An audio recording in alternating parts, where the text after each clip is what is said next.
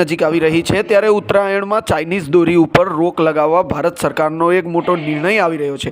ત્યારે ઉત્તરાયણ પહેલાં જ ગુજરાતની અંદરથી એ ચાઇનીઝ દોરી પકડવામાં આવી છે, જે વડોદરા વિસ્તારમાંની આ ઘટના બનવામાં આવી છે। ત્યારે વડોદરા વિસ્તારના કેટલાક એરિયામાંથી ચાઇનીઝ દોરી ઉત્તરાયણ પહેલાં જ પકડાઈ ગઈ છે।